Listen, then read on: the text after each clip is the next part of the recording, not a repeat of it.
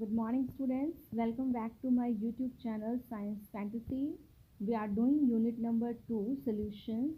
Now, today we discuss about the abnormal molecular masses. What do you mean by the abnormal?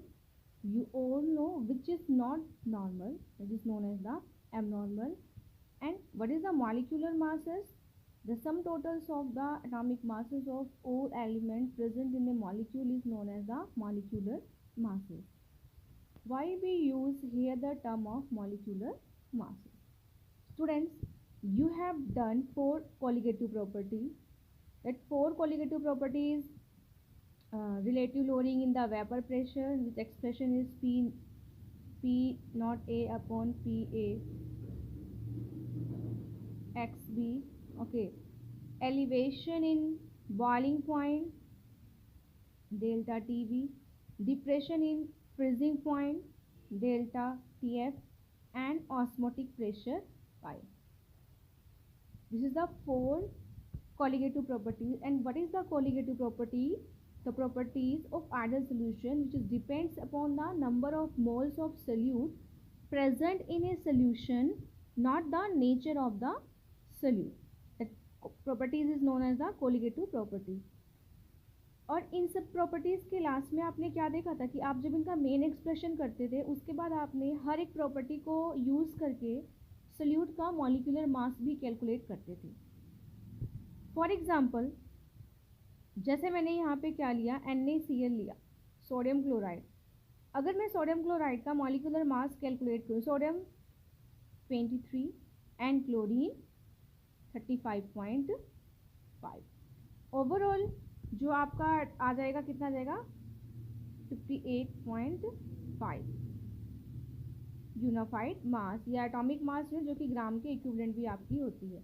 लेकिन अगर आप इसमें से ये जो 4 की 4 प्रॉपर्टीज़ हैं, उन 4 प्रॉपर्टीज़ का यूज़ करके अगर जो है NaCl का जो मास निकालते हो, तो ये मास जो है वो क्या आता है, डिफरेंट आता है. Different mass by colligative property. ये जो डिफरेंस मास आता है वो किस लिए आता है, कॉलिगेटिव प्रॉपर्टी की वजह से. जब आप कैलकुलेट करोगे तो कॉलिगेटिव प्रॉपर्टीज़ के थ्रू जब कैलकुलेशन करते हो तो NaCl का जो मास है वो 58.5 नहीं आके कुछ और आता है. तो ये जो आपका मास है ये क्या है, थ्योरेटिकल मास है. और ये जो आपका यहाँ पे मास कॉलिगेटिव प्रॉपर्टी से आपने निकाला तो ये एक्सपेरिमेंटल आया. तो इसमें क्या होता है, जब वो आपका दोनों डिफरेंट आ जाता है तो उसको हम क्या कहते हैं, एब्नॉर्मल मॉलिक्यूलर मास. अब ये डिफरेंट क्यों आता है, अभी देखो, हमने अगर NaCl लिया, NaCl एक इलेक्ट्रोलाइट कंपाउंड है जो अपने आयंस में डिसोशिएट होता है, Na positive plus Cl negative. Okay, या आप कोई भी, जैसे मैंने एसिटिक एसिड में ले लिया, CH3COH और यहाँ पे क्या आ गया, acetate ion, CH3COO negative and here H positive. अब अगर आप इसको ध्यान से देखते हैं तो यहाँ पे जो ये रिएक्टेंट है, रिएक्टेंट के केस में सोडियम क्लोराइड का 1 मोल है, लेकिन प्रोडक्ट के केस में एक जो है वो सोडियम का है और दूसरा क्या है, क्लोरीन का है. टोटल नंबर ऑफ जो सोल्यूट के मोल्स हैं वो कितने हैं, 2 हैं. इसी तरीके से इस वाले केस में भी जो एसिटिक एसिड है उसका जो है 1 ही मोल है, लेकिन यहाँ पे जो आपका इसको आपने डिसोशिएट किया है, आफ्टर डिसोशिएशन यहाँ पे क्या है, 2 मोल्स है. स्टूडेंट्स, आपको मैंने बताया था कि कोलिगेटिव प्रॉपर्टीज़ जो होती हैं, कोलिगेटिव प्रॉपर्टीज़ डायरेक्टली डिपेंड किस पे करती हैं, number of moles of solute पे. और जो मॉलिक्यूलर मास होता है वो भी क्या, और मॉलिक्यूलर मास जो होगा वो यहाँ पे इन्वर्सली प्रोपोर्शनल होता है. तो अगर यहाँ पे NaCl का 1 मोल है और यहाँ पे डिसोशिएट होकर 2 मोल बना लिया, तो ऑब्वियस है कोलिगेटिव प्रॉपर्टी की जो वैल्यू होगी वो क्या कर जाएगी, इंक्रीज कर जाएगी. इस केस में भी ऐसा होगा. लेकिन अगर यहाँ पे मॉलिक्यूलर मास, अगर कोलिगेटिव प्रॉपर्टी इंक्रीज करेगी तो मॉलिक्यूलर मास क्या कर जाएगा, डिक्रीज करेगा. और अगर मॉलिक्यूलर मास इंक्रीज करेगा तो कोलिगेटिव प्रॉपर्टीज़ की जो वैल्यू होगी वो क्या कर जाएगी, डिफरेंट हो जाएगी. मीन्स की जो कोलिगेटिव प्रॉपर्टी है वो नंबर ऑफ मोल्स पे डिपेंड करती है. तो वही मैं बता रही हूँ कि अगर हमने सिंपल इसका मॉलिक्यूलर मास कैलकुलेट किया तो वो ज़्यादा है, लेकिन अगर कोलिगेटिव प्रॉपर्टीज़ का यूज़ करके करेंगे तो क्या हो गया, कम। अब इस केस में क्या हुआ, ये कम होता है या ज़्यादा होता है, उसके लिए दो रीज़न है कि कब कम होता है, कम ज़्यादा होता है। तो यहाँ पे दो केसेस आते हैं। एक तो वो होता है कि जब मॉलिक्यूल किस में जाता है, डिसोसिएशन में। डिसोसिएशन का मतलब क्या होता है बेटे, ब्रेक ऑफ, टूट जाना। ओके, जैसे मैंने यहाँ पे एग्जांपल लिया था कि NaCl लिया और वो ब्रेक करके क्या बना रहा है आपका Na positive plus Cl negative ionic compound है। तो यहाँ पे क्या हुआ, डिसोशिएट कर गया। ये क्या कर गया, डिसोशिएट। यहाँ पे नंबर ऑफ मोल सल्यूट के एक थे, यहाँ पे नंबर ऑफ मोल सल्यूट के क्या हैं, दो हैं। तो डिसोशिएशन की वजह से जो कॉलिगेटिव प्रॉपर्टी है वो तो इंक्रीज कर गई इसकी, और जो मॉलिक्यूलर मास है वो क्या कर गया, डिक्रीज कर गया। ऐसे ही हम सेकेंड एग्जाम्पल लेते हैं इस केस में एसोसिएशन का। What is association? अब एसोसिएशन का जब आप वैल्यू देखते हो, एसोसिएट का मतलब क्या होता है, कंबाइन करके रहना, इकट्ठे रहना, that is associate, combine. Okay, let suppose मेरे पास एसिटिक एसिड के दो मॉलिक्यूल हैं। एसिटिक एसिड के मॉलिक्यूल मैंने यहाँ पे लिख दिया CH3 COOH plus CH3 COOH। अगर ये मॉलिक्यूल आपस में कंबाइन कर, क्योंकि इनके पास क्या है, हाइड्रोजन भी है, ऑक्सीजन भी है, तो ये हाइड्रोजन बॉन्डिंग शो कर सकते हैं।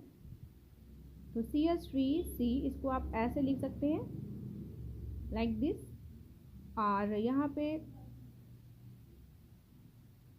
OH और यहाँ पे क्या होगा, डबल बॉन्ड O। अब यहाँ पे क्या हो जाएगा, इंटरमोलिक्यूलर हाइड्रोजन बॉन्डिंग।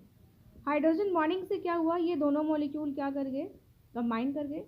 कंबाइन करने से क्या, यहाँ पे एक मोल, यहाँ पे एक मोल, टोटल नंबर ऑफ जो सोल्यूट के मोल है वो कितने हैं, दो हैं, और यहाँ पे नंबर ऑफ मोल्स क्या है, कम है। तो एसोसिएशन में क्या हुआ, अगर हम इसका मॉलिक्यूलर मास कैलकुलेट करते हैं तो यहाँ पे कितना आता है, अगर कार्बन के दो मॉलिक्यूल हैं तो 12 इंटू 2 प्लस हाइड्रोजन के कितने हैं, 3 और 1 4 प्लस ऑक्सीजन के 16 multiplied by 2 24 plus 4 plus 32 4 4 8 and 8 and 2 10 1 3 1 4 5 6 कितना आ गया, 60 ग्राम या 60 एटॉमिक मास यूनिट जो है यहाँ पे आपका क्या आ गया, इसका मास आ गया। लेकिन अगर यहाँ पे ये कंबाइन कर गए तो इट मीन्स क्या हो जाएगा, डबल हो जाएगा, 60 मल्टीप्लाइड बाई 2। मीन्स कि जब हमने क्या किया, थ्योरेटिकली इसकी वैल्यू कैलकुलेट करी तो कितनी आ रही है, 60 आ रही है। लेकिन जब मैंने कॉलिगेटिव प्रॉपर्टी का यूज़ करके इसका मॉलिक्यूलर मास निकाला तो वो डबल आ रहा है। तो इट मीन्स क्या है कि इससे डिफरेंट आ रहा है। तो जो एक्चुअल जो कैलकुलेटेड मॉलिक्यूलर मास होता है, जब हम कॉलिगेटिव प्रॉपर्टी का यूज़ करके किसी भी चीज़ का मॉलिक्यूलर मास कैलकुलेट करते हैं तो वो डिफरेंट आता है। इसको हम क्या कहते हैं, एबनॉर्मल मॉलिक्यूलर मासेस। और यहाँ पे क्या हुआ, यहाँ पे नंबर ऑफ मोल्स 2 थे सोल्यूट के, तो कॉलिगेटिव प्रॉपर्टी यहाँ पे ज़्यादा थी, और यहाँ पे कॉलिगेटिव प्रॉपर्टीज़ की वैल्यू जो है वो कम हो गई है, बिकॉज यहाँ पे क्या है, सिर्फ दोनों कंबाइन करके एक मोल जो है आपके यहाँ पे बना के चले गए हैं। अब जो है हमें कैसे पता चलेगा कि जो मॉलिक्यूल है वो अंडर एसोसिएशन जा रहा है या मॉलिक्यूल क्या जा रहा है, डिसोसिएशन जा रहा है। सबसे पहले आपको मैं बताऊंगी कि अगर आपको बोला जाए कि एबनॉर्मल मॉलिक्यूलर मास का जो है आप डेफिनेशन लिखो तो आप लिख लोगे, when the molecular mass of substance determined by using any one of the colligative properties, it comes out to be different than the theoretically expected value। कि अगर हम किसी भी सब्सटेंस का जो मास है किसी भी कॉलिगेटिव प्रॉपर्टी का यूज़ करके कैलकुलेट करते हैं और वो डिफरेंट आता है as compare to the expected theoretically value, तो उसको आप क्या कहते हो, एबनॉर्मल मॉलिक्यूलर मास। अब ये हमें मैंने बता दिया कि एबनॉर्मल मॉलिक्यूलर मास क्यों आता है, एसोसिएशन और डिसोसिएशन की वजह से। अब ये एसोसिएशन और डिसोसिएशन का पता कैसे चलेगा, तो उसके लिए हमारे पास एक फैक्टर है, that is the want hope factor. Factor क्या है आपका, वॉन्ट होप फैक्टर। ये वॉन्ट होप फैक्टर जो होता है इसको हम आई से रिप्रेजेंट करते हैं। किसे रिप्रेजेंट करते हैं, आई से।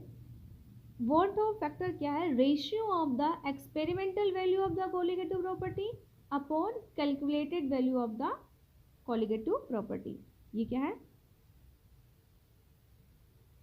Experimental value of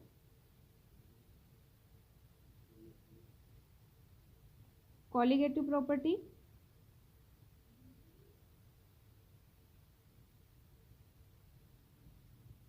upon calculated value of colligative property.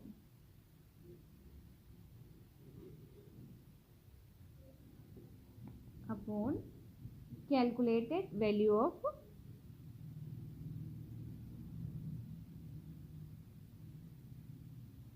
colligative properties. Sorry students, I think still pen not working. Just wait for 1 minute.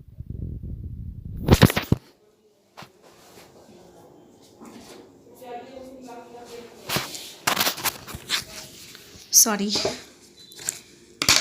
So, want to factor what is experimental value of colligative properties upon the calculated value of colligative property. उसका जो ratio आता है वो चीज़, या इसको आप ऐसा भी कह सकते हो कि I is equal to observe value of colligative properties. Experimentally का मतलब जो आपने क्या किया है, observe value of colligative property upon normal value of colligative property. ये वॉन्ट ऑफ फैक्टर है. आपको पता है कि जो colligative प्रॉपर्टीज़ हैं वो सारी की सारी जो colligative प्रॉपर्टीज़ होती हैं वो मॉलिक्यूलर मास के, जो सोल्यूट का मॉलिक्यूलर मास होता है उससे क्या होती हैं, इनवर्सली प्रोपोर्शन होती हैं. तो I इज इक्वल टू ऊपर क्या आ जाएगा आपका नॉर्मल, यानी कि कैलकुलेटेड मॉलिक्यूलर मास, क्योंकि यहाँ पे नीचे है तो यहाँ पे ऊपर आ जाएगा calculated molecular mass upon abnormal. Abnormal का मतलब, एबनॉर्मल जो आपका कैसा है, observe molecular mass, absorbed molecular mass. और इसको आप लिख सकते हो I is equal to MC, यानी कि कैलकुलेटेड मॉलिक्यूलर मास अपॉन जो ऑब्जर्वेशन वाला मॉलिक्यूलर मास है, मीन्स कि आपका ये यहाँ पे इस तरीके से आप यहाँ पे लेते हो. ये वॉन्ट ऑफ फैक्टर की वैल्यू है. अब इसमें वॉन्ट ऑफ फैक्टर की वैल्यू जब लगाते हैं तो जितने भी आपके एक्सप्रेशंस हैं, क्योंकि अब नॉर्मल मॉलिक्यूलर मास आता है तो जितने भी आपके colligative प्रॉपर्टीज़ के एक्सप्रेशन हैं वो थोड़े से क्या हो जाते हैं, चेंज हो जाते हैं. जैसे जो फर्स्ट वाला आपका था relative lowering in the vapour pressure, relative lowering in the vapour pressure का एक्सप्रेशन कैसे चेंज होता है, सिर्फ relative lowering in vapour pressure, ये आपका चेंज होता है P0A minus PA upon P0A is equal to IXB. सिर्फ एक्सप्रेशन में आपने क्या लगा दिया, आगे I की वैल्यू पुट कर दी. ऐसे ही elevation in boiling point, second वाला एलिवेशन इन बॉइलिंग पॉइंट, वो कैसे आ जाएगा आपका, delta TB is equal to IKB, just multiply. Depression in freezing point,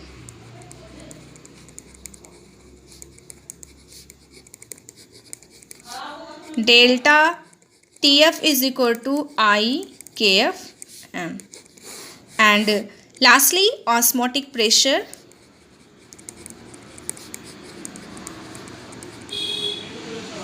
ये मॉडिफाइड एक्सप्रेशंस हैं आपके जितने भी colligative प्रॉपर्टीज़ हैं उनका, pi is equal to IN upon VRT.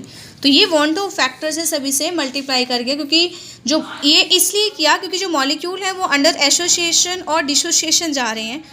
अब एसोसिएशन और डिसोसिएशन का पता वॉन्ट ऑफ फैक्टर ही बताता है. वो कैसे पता चलेगा कि सपोज़ करो आपने I की वैल्यू कैलकुलेट की. अब I की वैल्यू आप, अगर आपको मॉलिक्यूलर मास दिया है तो आप कैलकुलेटेड मॉलिक्यूलर मास और ऑब्जर्व मॉलिक्यूलर मास से भी कर सकते हो. अगर इससे नहीं कर सकते हो तो आप एक्सपेरिमेंटल वैल्यू जो है वो ले सकते हो colligative प्रॉपर्टीज़ की, और नीचे जो थ्योरेटिकल वैल्यू ले सकते हो colligative प्रॉपर्टीज़ की, इससे कैलकुलेट कर सकते हो. अगर ये जो I की वैल्यू है, I की वैल्यू आपकी आती है ग्रेटर देन 1, अगर तो यहाँ पे जो मॉलिक्यूल होता है वो किस में जाता है, डिसोसिएशन में जाता है। किस में जाता है, डिसोसिएशन में जाता है।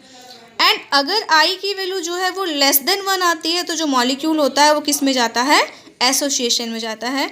अगर आई की वैल्यू 1 के इक्वल आ जाती है तो यहाँ पे कोई भी चेंज नहीं होता है, ना ही वो एसोसिएशन में जाता है, ना ही वो मॉलिक्यूल जो है वो डिसोसिएशन में जाता है। तो ये बहुत ही इजी टॉपिक है और जो है यहाँ से आप जो है डिफरेंट जो है क्वालिटेटिव प्रॉपर्टीज़ का यूज़ करके आप मॉलिक्यूलर मास सॉल्यूट का कैलकुलेट कर सकते हो एंड आप बता सकते हो कि वो कैसे हुआ। इसके यहाँ पे जो न्यूमेरिकल्स हैं मैं आपको नेक्स्ट लेक्चर में डिस्कस करूँगी। तब तक के लिए आप abnormal molecular mass and van't factor को अच्छे से करिए। This is a very important topic of solution. In case of any query you can ask me. Thank you so much.